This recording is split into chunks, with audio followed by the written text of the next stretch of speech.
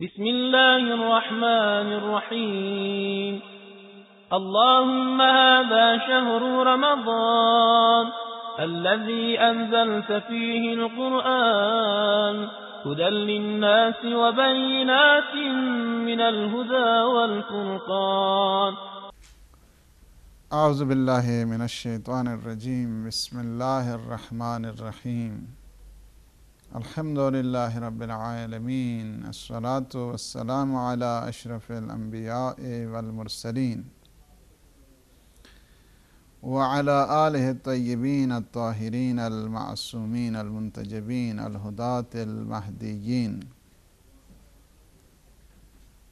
Same بقیت اللہ فی العالمین روحی و ارواح العالمین فی مقدمہ الفداء. اما بعد فقد قال رسول اللہ صلی اللہ علیہ وآلہ وسلم فی دعاء شہر رمضان: اللہم ارزقنی فیہ رحمت الایتام و اطعام الطعام. اللہم ارزقنی فیہ رحمت الایتام و اطعام الطعام و افشاء السلام و صحبت الکرام بطولک یا ملجأ العاملین.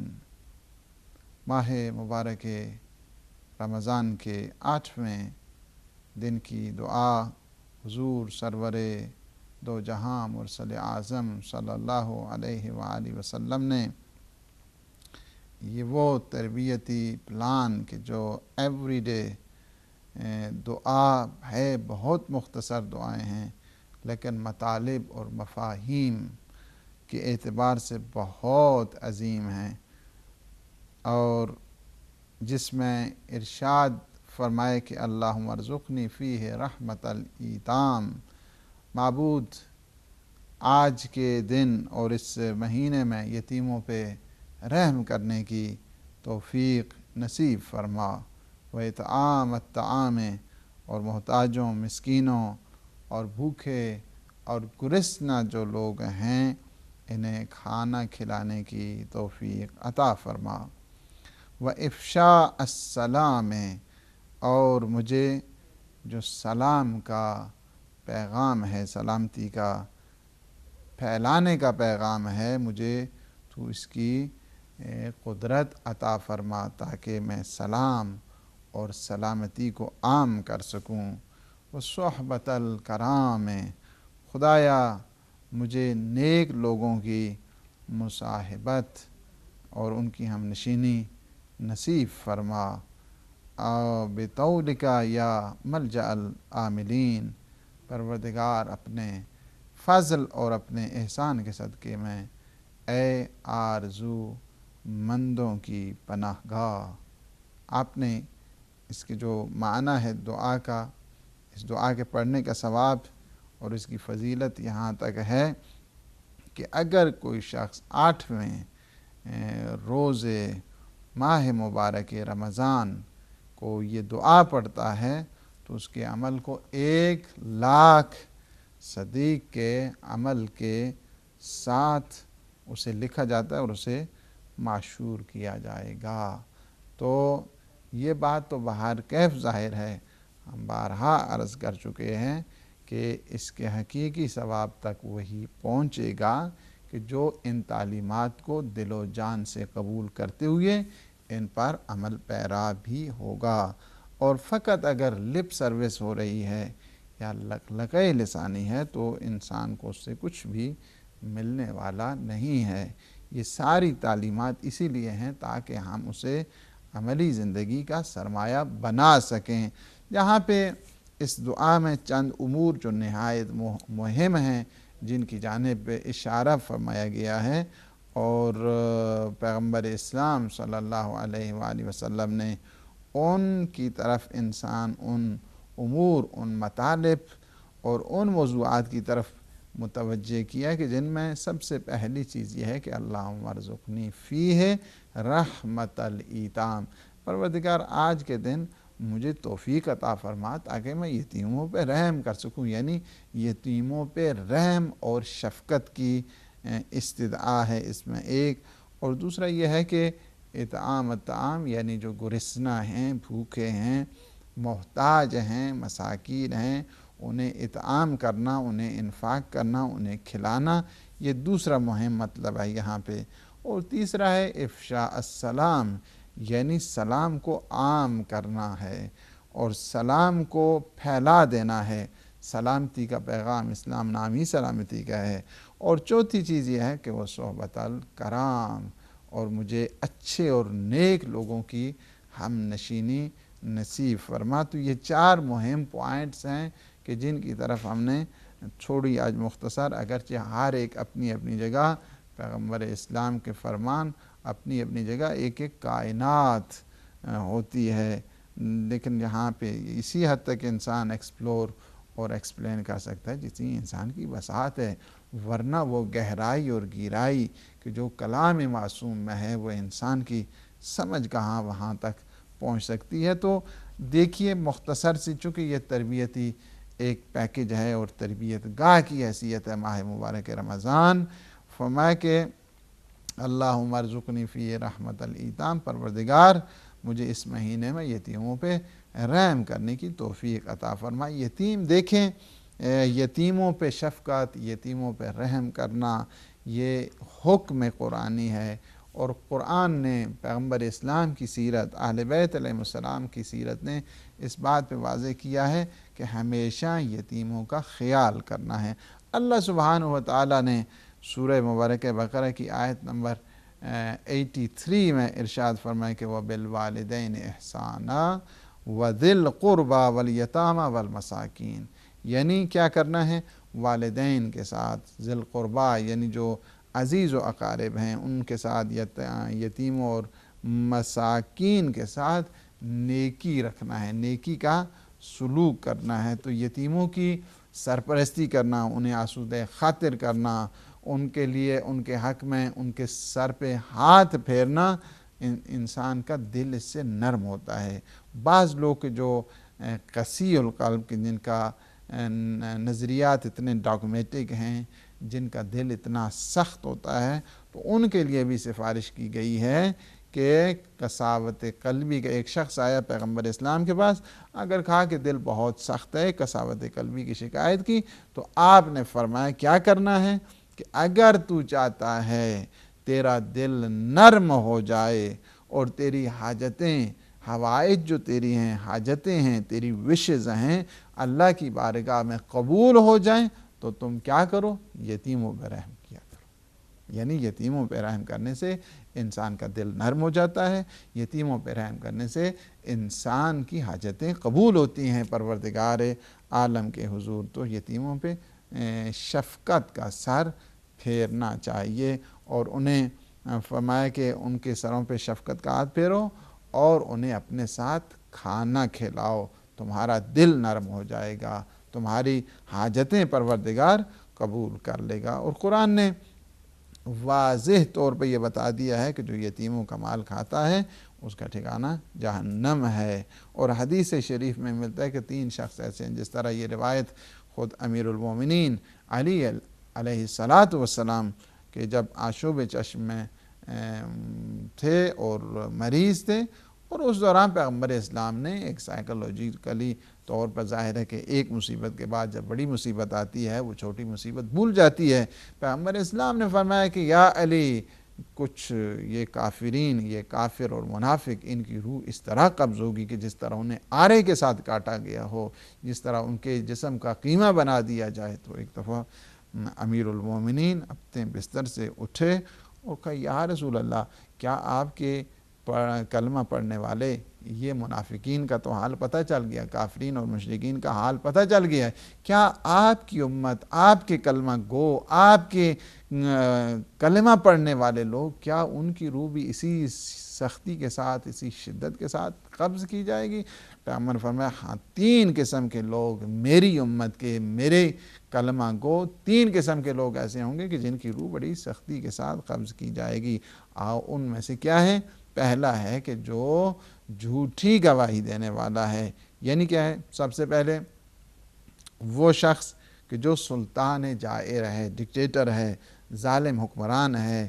ظالم حکمران کا مطلب یہ نہیں ہے کہ کوئی ایک انٹرنیشنل جو ہے وہ ڈکٹیٹرشپ کرنے والا ہے، اس سے مراد وہ ہے، بلکہ اس ڈکٹیٹرشپ کا دائرہ کار گھر سے شروع ہوتا ہے۔ اگر وہاں پہ میاں اور بیوی ہیں تو ایک حاکم ہے، دوسرا محکوم ہے۔ اگر وہ سختی کر رہا ہے، شدت کر رہا ہے یا انصاف سے کام نہیں لے رہا ہے تو اس کے شمار بھی اسی طرح ہے۔ وہ میں کہ جو حاکم جائر ہے اس کی روح بھی سختی کے ساتھ قبض کی جائے گی۔ دوسرا ہے کہ جو جھوٹی گواہی دینے والا ہے، فالس وٹنس ہے، فالس وٹنس کی بھی روح بڑی سختی کے ساتھ قبض کی جائے گی۔ آکل مال الیتیم، اور تیسرا ہے بہت مہم جس پہ ہماری ڈسکشن ہے کہ آکل مال الیتیم، کہ جو یتیم کے مال کو کھانے والا ہے اس کی روح بھی بڑی سختی کے ساتھ قبض کی جائے گی۔ اسی طرح جو ہے وہ ملتا ہے، وارد ہے کہ 4 جگہ ایسی ہیں کہ جہاں پہ عرش الہی ہل جاتا ہے۔ ایک تو یہ ہے کہ جب انسان دعا کرتا ہے، صحیح راز و نیاز کرتا ہے، گڑ گڑا کے سحر کے وقت جب دعا کرتا ہے، اس استغفار کے دوران ایک دفعہ عرش الہی ہل جاتا ہے اور مومن کی دعا قبول ہوتی ہے۔ دوسرا یہ ہے کہ عرش الہی ہل جاتا ہے کب؟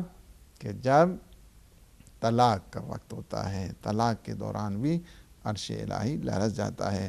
اور تیسرا کہ جب یتیم اور مساکین، یتیم جب گریہ وزاری کرتے ہیں تو اس سے بھی عرش الہی لرز جاتا ہے۔ اور چوتھا ہے عصر عاشور بھی۔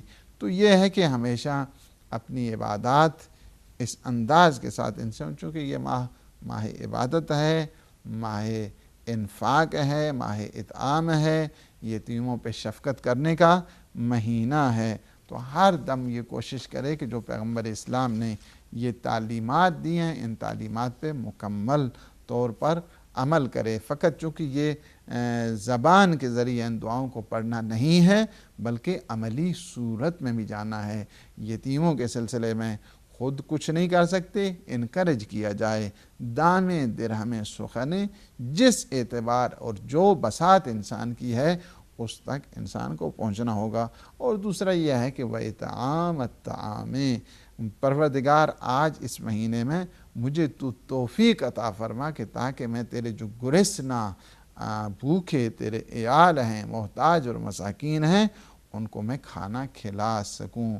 تو یہ ایک تربیتی نظام کی طرف، یعنی اسلام نے یہ طبقاتی سسٹم کہ جو بعض اس طرح چاہتے ہیں کہ غریبوں کو غریب تر بنائیں اور امیروں کو امیر تر بنائیں، اسلام نے اس طبقاتی جو نظام ہے نا اس کو ختم کر کے ضرورت مندوں کا خیال کیا ہے، مساکین محتاج ان کی طرف، ان کے کھانے کی طرف متوجہ کیا تاکہ یہ مساوات آئے کمیونٹیز میں اور سماج میں، یہ جو بیریئر ہے یہ ختم ہو جائے، یہ جو عدم مساوات کا تصور ہے یہ ختم ہو جائے۔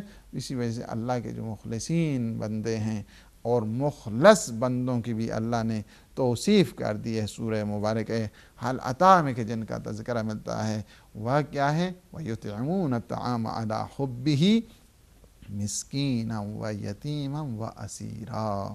دیکھا نا آپ نے کہ وہ اطعام کرتے ہیں مساکین، کن کو اطعام کرتے ہیں؟ کہ اللہ کے برگزیدہ جو بندے ہیں وہ مسکین اور یتیم اور اسیر کو کھانا کھلاتے ہیں۔ وَيُطْعِمُونَ الطَّعَامَ عَلَىٰ حُبِّهِ مسکینا و یتیما و اسیرا انما نطعمکم لوجہ اللہ لا نرید منکم جزاء ولا شکورا۔ تو یہ کہتے ہیں کہ ہم تو صرف خدا کی خوشنودی کی خاطر، وجہ اللہ کی خاطر ہم تو کھلا رہے ہیں، ہم نہ تو تم سے کوئی کسی قسم کا کوئی ریوارڈ چاہتے ہیں، کوئی بدلہ چاہتے ہیں، نہ تم سے کسی قسم کی کوئی شکر گزاری چاہتے ہیں۔ جب اللہ کی ہی خوشنودی مد نظر ہوا کرتی ہے اور لوگوں کے ہاتھوں کی طرف نہیں دیکھا جاتا ہے، فقط یہ دیکھا جاتا ہے کہ خوشنودی پروردگار حاصل ہو جائے، تو اس دوران اللہ بھی ایسے بندوں کا شکریہ ادا کرتا ہے۔ تو یہاں پہ آپ نے دیکھا کہ وہ لوگ، حتیٰ کہ جب کچھ لوگ جہنم میں پڑے ہوں گے تو جنت والوں کو گزارا جائے گا اس رستے کی طرف سے، انہیں دکھایا جائے گا کہ دیکھو ان کی حالت، جو منافقین ہیں، جو کافرین اور مشرکین ہیں ان لوگوں کا کیا عالم ہو گیا، تاکہ ان میں انہیں دیکھ کر کہ تعرف الاشیاء بازداد، تاکہ زیادہ سے زیادہ اللہ کی نعمتوں کی طرح بھی وہ متوجہ ہوں گے اور شکر خدا کی منزل پر آئیں گے۔ تو ایک دفعہ ان سے پوچھا جائے گا کہ جو اہل جہنم میں جل رہے ہوں گے، ان سے پوچھا جائے گا کیا وجہ بنی ہے کہ تم کیوں آ گئے ہو جہنم میں؟ تو ایک تو یہ بتائیں ما سلککم فی سقر، کیا وجہ بنی کہ تم کیوں سقر ہو، کیوں جہنم میں آ گئے ہو؟ تو کہتے ہیں، وہ کہیں گے کہ ہم نماز نہیں پڑھا کرتے تھے، اس وجہ سے ہم جہنم میں آئے ہیں۔ اور دوسرا وہ ریزن دیں گے وَلَمْ نَكُ نُطْعِمُ الْمِسْكِينَ، اور ہم تو مسکین اور جو مسکین اور محتاج ہیں ان کو ہم کھانا بھی نہیں کھلاتے تھے، مسکینوں کا خیال نہیں ہے، یتیموں کا خیال نہیں ہے۔ تو اللہ ان کا یہی ہمیشہ رہا ہے کہ نہیں، اگر اطعام کریں گے یتیم و مساکین کو کچھ عطا کر دیں گے تو مال کم ہو جائے گا۔ یہ وہی مادیت پرستی ہے، مادہ پرستوں کی تمام ان کی عزت وہ یہی سمجھتے ہیں، آبرو، ان کا جاہ، ان کا مقام، سب چیزیں وہی دولت اور مال کو جو ہیں وہ سمجھتے ہیں۔ یہ وہی میٹیریلسٹکس ہے، یہ وہی میٹیریلزم ہے، یہی وہ نظریہ مادیت ہے کہ ان کا پورا جو ہم اور غم ہے سوائے مال کے بٹورنے کے، سوائے مال کے حاصل ہونے کے، اس کے علاوہ کچھ بھی نہیں ہے۔ حتیٰ کہ ان کی ذاتی جو خفت ہے اور ذلت کا یہ عالم ہے کہ وہ مساکین کو نہ فقط کھانا نہیں کھلاتے ہیں بلکہ انہیں دھکے دیتے ہیں، اور یتیموں کے سر پہ نہ فقط جو ہے نا بلکہ یتیموں کا کوئی خیال نہیں کرتے ہیں۔ اور قیامت کا دن جب آئے گا، جہاں تک بھی ہے دنیا میں بھی اللہ سبحانہ و تعالیٰ نے یہ سارے مظاہر رکھ دیے ہیں کہ جب وہ مال دیتا ہے تو کہتے ہیں ہاں کیا ہو گیا ہے، وَأَمَّا الْإِنسَانُ إِذَا مَا ابْتَلَاهُ رَبُّهُ فَأَكْرَمَهُ وَنَعَّمَهُ فَيَقُولُ رَبِّي أَكْرَمَنِ وَأَمَّا إِذَا مَا ابْتَلَاهُ فَقَدَرَ عَلَيْهِ رِزْقَهُ فَيَقُولُ رَبِّي أَهَانَنِ كَلَّا بَل لَا تُكْرِمُونَ الْيَتِيمَ وَلَا تَحَاضُّونَ عَلَىٰ طَعَامِ الْمِسْكِينِ وَتَأْكُلُونَ التُّرَاثَ أَكْلًا لَمًّا وَتُحِبُّونَ الْمَالَ حُبًّا جَمًّا كَلَّا إِذَا دُكَّتِ الْأَرْضُ دَكًّا دَكًّا وَجَاءَ رَبُّكَ وَالْمَلَكُ صَفًّا صَفًّا۔ تو یہاں پہ یہ ہے کہ جب ہم نے ان کا عالم یہ ہے کہ جب ہم انہیں عزت دیتے ہیں، جب انہیں ہم نعمت دیتے ہیں تو کہنے لگتے ہیں کہ ہمارے رب نے تو کتنی عزت دے دی، کتنا تذ کو احتشام دے دیا، کتنی ہماری بھرم رکھ دیا۔ لیکن جب ہم آزمائش کے لیے ان سے رزق اور روزی کو لیتے ہیں تو کہتے ہیں کہ اللہ نے تو ہماری اعوذ باللہ جو ہے وہ توہین کر دی ہے۔ تو اللہ فرماتا ہے نہیں، ایسے نہیں ہے، کلا، اس کی وجہ یہی ہے، کلا بل لا تکرمون الیتیم، تم یتیموں کے اکرام کیوں نہیں کیا کرتے تھے، یتیموں کی آنر، یتیموں کی ڈگنیٹی کے تم کیوں نہیں قائل تھے، ان کی کیوں نہیں عزت اور بھرم رکھا کرتے تھے۔ اور ولا تحاضون علی طعام المسکین، اور لوگوں کو مسکینوں کے جو کھانے ہیں ان کے بارے میں آمادہ کیوں نہیں کرتے تھے، کیوں نہیں آگے بڑھا کرتے تھے، مساکین کے بارے میں ان کی ہیلپ، ان کی اسسٹنس، ان کی مدد کیوں نہیں کیا کرتے تھے۔ وَتَأْكُلُونَ التُّرَاثَ أَكْلًا لَمًّا، اور جہاں سے مال آتا گیا اکٹھے کرتے گئے کھاتے گئے، تمہیں پتہ نہیں چلتا کہ راہ حلال تھا یا سب کچھ حرام حلال دونوں ملا کر جانا وہ کھاتے رہے۔ کلا وَتَأْكُلُونَ التُّرَاثَ أَكْلًا لَمًّا وَتُحِبُّونَ الْمَالَ حُبًّا جَمًّا، اور دنیا کے مال کے ساتھ بہت زیادہ تم محبت کیا کرتے تھے۔ تو یہ اسلام نے کیا بتایا ہے، یتیموں کا خیال رکھنا ہے، مساکین کے بارے میں جو ہیں ان کے بارے میں سوچنا ہے۔ اور یہ ہے کہ کچھ چیزیں ہیں بتایا کہ 4 چیزیں بہشت میں جانے کا جو ہے نا وہ سامان فراہم کرتی ہیں۔ ایک چیز ہے کہ پیاسے کو اگر کوئی سیراب کر دے، دوسرا یہ ہے کہ برہنہ کو لباس دینے سے جنت کا سامان فراہم ہو جاتا ہے، اور کسی مومن کی اگر مشکل ہے، کوئی مشقت آ گئی ہے، اس کو حل کرنا ہے۔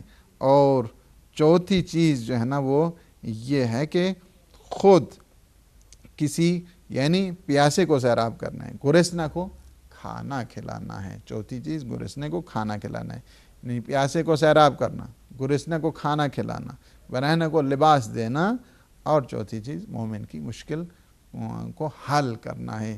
یہ 4 چیزیں جو ہیں جو فراہم کرتا ہے بہشت کی گویا اسباب فراہم کر رہا ہے، اور یہ مہینہ بذات خود اطعام کا مہینہ ہے، مساکین کے خیال رکھنے کا مہینہ ہے، یتیموں کا، اور جس میں ایک انسان، حتیٰ کہ اس مہینے میں اگر کوئی ایک معمولی سا کھانا کسی کو کھلا دیتا ہے کسی مسکین کو، تو فرمایا کہ ایک بندہ کے آزاد کرنے کا ثواب تمہیں دیا جائے گا اس مہینے میں، اور سارے اس کے گزشتہ کے گناہوں کو بھی معاف کر دیا جائے گا۔ تو یہ مہینہ کیا ہے؟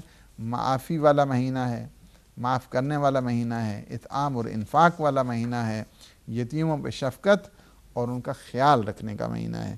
تیسری چیز جو ہے نا وہ افشاء السلام، فرمایا گیا کہ پروردگار تو توفیق دے دے اس مہینے میں اور آج کے دن، تاکہ ہم سلام کو عام کر سکیں۔ سلام جو ہے اسلام کا ایک سمبول ہے کہ جس سے ایک مسلمان کی پہچان ہوا کرتی ہے۔ سب سے پہلے اسی لیے فرمایا گیا کہ جب کہیں کسی جگہ جاؤ، کسی محفل میں جاؤ، سب سے پہلے کیا کرو؟ فَابْدَأْ بِالسَّلَام، پہلے سلام سے آغاز کرو، اس کے بعد تم کلام کیا کرو۔ اور یہ بھی بتایا گیا کہ اگر کوئی آئے محفل میں اور سلام نہیں کرتا ہے اور اسی طرح بات شروع کرتا ہے تو فَلَا تُجِیبُونِ، اس کی بات کا تم جواب نہ دیا کرو۔ اور یہ بھی فرما دیا گیا ہے کہ سب سے بخیل، ان ابخل الناس من بخل بالسلام، کہ بخیل ترین شخص وہ ہے کہ جو سلام نہیں کرتا۔ سلام میں تو کوئی خرچہ نہیں آتا ہے نا، یہ کہہ دے انسان السلام علیکم، پیس بی آن یو، آپ پہ جو ہے وہ سلامتی ہے۔ سلام ایک تو یہ ہے کہ ویلکم کرنے کا بھی ذریعہ، دوسرا یہ ہے کہ اسلام کا سمبل ہے، تیسرا یہ ہے کہ غرور و تکبر مٹ جاتا ہے، چوتھا یہ ہے کہ وہ دعا بھی ہے، کمپرہنسو ورشپ ہے۔ اس میں ساری جتنی وہ دعائیں ہیں ساری کی ساری شامل ہو جاتی ہیں۔ جب ایک کہتے ہیں السلام علیکم، آپ پہ سلامتی ہو، یعنی آپ کو گھبرانا نہیں چاہیے، میں آپ کی غیبت نہیں کروں گا، آپ پہ تہمت نہیں باندھوں گا، آپ کے مقابلے میں حسد نہیں کروں گا، آپ یہ ساری جو نیگیٹو تھنگز ہیں میں نہیں کروں گا، میں آپ کی سلامتی چاہتا ہوں، آپ کی صحت چاہتا ہوں، آپ کا ایمان چاہتا ہوں، آپ کی جو ساری یہ پازیٹیو امور ہیں سارے کے سارے میں آپ کے لیے چاہتا ہوں، آپ کا رزق زیادہ ہو، آپ کی روزی زیادہ ہو، آپ کی صحت اچھی ہو، آپ کی اولاد پھلے پھولے، اچھے ایگزام میں اچھی محنت کر کے کل جو ہے نا قوم اور ملت کی خدمت کرے، میں وہ چاہتا ہوں۔ السلام علیکم کیا ہے کہ کمپرہنسو، یہ کیا ہے؟ ورشپ ہے، کمپرہنسو پریئر ہے، وہ پوری کی پوری دعا جو ہے نا اس میں شامل ہے۔ اور پھر اگر کسی محفل میں نہیں ہے، گھر میں جا رہا ہے ایک انسان، قرآن نے یہ حکم دیا ہے کہ جانے سے پہلے سلام کرو، اور پھر یہ بتا دی کہ گھر میں جب آپ داخل ہو جائیں، گھر میں کوئی بھی نہیں ہے تو اور کوئی نہیں ہے تو اپنے اوپر سلام کہہ دو۔ اور امام جعفر صادق علیہ السلام نے طریقہ بتا دیا ہے کہ جب آپ نے سلام اپنے اوپر کیسے کرنا ہے، اس طرح کہیں کہ السلام تحیۃً لملتنا، اور فرماتے ہیں کہ یہ کیا ہے کہ سلام جب تم جاؤ تو سلام کا جو ہے وہ طریقہ بھی بتا دیے کہ السلام علینا من عند ربنا، اپنے اوپر آپ نے سلام کرنا ہے۔ جب کوئی بھی گھر میں نہیں ہے تو یہ سلام کیا ہے کہ تحفہ ہے، سلام کیا ہے یہ امان ہے، سلام کیا ہے پیس اینڈ سیکیورٹی ہے، سلام کیا ہے کہ ایک قسم کی عبادت ہے، اور سلام کیا ہے؟ دعا ہے۔ تو سلام کرنے سے ایک تو یہ ہے، فرماتے ہیں امام جعفر صادق علیہ السلام کہ یہ سلام یہ تحفہ ہے، تحیۃً، السلام تحیۃً لملتنا، یہ سلام ہماری قوم و ملت کے لیے تحفہ ہے، وَأَمَانٌ لِذِمَّتِنَا، اور جو اہل ذمہ ہے نا ان کے لیے یہ امان کا باعث قرار پاتا ہے۔ اور امام محمد باقر علیہ السلام نے وہ طریقہ بتا دیا کہ جب گھر میں داخل ہو کوئی بھی نہ ہو تو وہی اپنے اوپر کم از کم جو ہے نا وہ سلام کہہ دیا کرے انسان کہ السلام علینا من عند ربنا، کہ ہمارے رب کی طرف سے ہم پر سلامتی ہو۔ کتنا خوبصورت مذہب ہے، سلامتی کا مذہب ہے۔ یہ جو کہتے ہیں نا خواہ پروپیگنڈا کر رہے ہیں آپ کے خلاف، اس وجہ سے کہ جس کا موٹیو، جس کا آبجیکٹو، جس کا سمبل، جس کی شناخت وہ ہو السلام علیکم، آپ پہ سلامتی ہو، وہاں پہ جہاں وہ ٹیرر کا کیا تصور ہے، ٹیرورزم کا کیا تصور ہے، دہشت گردی کا کیا تصور ہے، یہ سارا اسلام کے ساتھ اس کا کوئی تعلق نہیں ہے۔ سلام کرنا کیا ہے؟ مستحب ہے، اور جو سلام سے ابتدا کرتا ہے اللہ پاک اسے 69 نیکیاں عطا کرتا ہے، اور جو سلام کو رپلائی کرتا ہے، جواب دیتا ہے، اس کے لیے کیا ہے؟ 1 نیکی ہے۔ 70 نیکیاں ہوتی ہیں، سلام کرنے والے کو 69 ملتی ہیں، اور جو سلام کا جواب دیتا ہے اس کے لیے 1 نیکی ہوا کرتی ہے۔ اور چوتھی چیز جس کی طرف متوجہ کیا ہے پیغمبر اسلام صلی اللہ علیہ وآلہ وسلم نے، وہ یہ ہے کہ صحبت الکرام، یعنی پروردگار ہمیں نیک لوگوں کی جو ہم نشینی ہے وہ اختیار کرنے کی توفیق عطا فرما۔ تو نیک لوگوں کی مصاحبت، ہم نشینی اور صحبت ایک بہت بڑی نعمت ہے۔ انسان کا تکامل، انسان کا کمال اس سے ہوتا ہے، اور انسان کے کمال کی جو منازل ہیں اس سے طے ہوتی ہیں۔ اچھی صحبت اچھائیوں کا پیش خیمہ بنتی ہے، اور بری صحبت جو ہے نا وہ برائیوں کا پیش خیمہ بنا کرتی ہے۔ حدیث معراج میں جو ہے نا وہ بتایا گیا ہے، پیغمبر اسلام فرماتے ہیں کہ بہشت کے دروازے پر لکھا ہوا ہے لا الہ الا اللہ محمد الرسول اللہ علی ولی اللہ، اور اس کے بعد لکھا ہوا ہے لکل شیء حیلۃ وحیلۃ طلب العیش فی الدنیا 4 خصال، فرمایا کہ لا الہ الا اللہ یہ جنت کے دروازے پر لکھا ہوا ہے۔ لا الہ الا اللہ محمد الرسول اللہ علی ولی اللہ، یہ جنت کے دروازے پر لکھا ہوا ہے کہ ہر چیز کے لیے ایک تدبیر ہے، اور ایک مومن جب اپنی زندگی کی تدبیر کرتا ہے تو اس کے لیے 4 چیزوں کو منتخب کرتا ہے۔ پہلی چیز یہ ہے کہ القناعت، یعنی قناعت، کفایت شعاری، یہ بہت مہم چیز ہے۔ اور دوسری کیا ہے کہ بذل الحق، یعنی حقوق کی ادائیگی ہے۔ اور تیسرے ہے کہ وترک الحقد، کہ انسان کینہ توزی اس قسم کی چیزوں سے محفوظ رہے۔ ومجالسۃ اہل الخیر، اور اہل خیر کی صحبت کے ساتھ، اہل خیر کے ساتھ ہم نشینی ہے۔ تو یہ 4 چیزیں ہیں۔ امام زین العابدین علیہ السلام نے بھی فرمایا کہ 5 لوگوں کے ساتھ جو ہیں وہ دوستی نہیں رکھنی ہے، کہ جن میں سے ایاک ومصاحبۃ الکذاب، کہ جو جھوٹا شخص ہے اس کے ساتھ بھی دوستی نہیں رکھنی ہے، فاسق ہے اس کے ساتھ بھی دوستی نہیں رکھنی ہے، احمق و بے وقوف ہے اس کے ساتھ بھی دوستی نہیں رکھنی ہے، بخیل ہے، معذر ہے اس کے ساتھ بھی دوستی نہیں رکھنی ہے، کہ جو قطع رحم کرتا ہے اس کے ساتھ بھی دوستی نہیں رکھنی ہے۔ اور امیر المومنین فرماتے ہیں کہ صحبت الاحمق عذاب الروح، کہ ایک بے وقوف کی دوستی جو ہے نا بذات خود ایک روح کے لیے عذاب ہوا کرتا ہے۔ اور صحبت الولی اللبیب حیات الروح، لیکن ایک ماشاءاللہ جو ہے نا اچھے دوست کے جو عقل مند ہے اس کی دوستی سے کیا ہوتا ہے؟ اس کی دوستی انسان کی روح کی تابندگی اور زندگی کا باعث بنا کرتی ہے۔ اور امیر المومنین فرماتے ہیں حکماء کے ساتھ دوستی رکھو، آپ میں حکمت آئے گی، علماء کے ساتھ دوستی رکھو، اس سے آپ کی سعادت پیدا ہوگی، اور فقیروں کے ساتھ دوستی رکھو، اس سے آپ میں شکر گزاری کا جذبہ پیدا ہوگا۔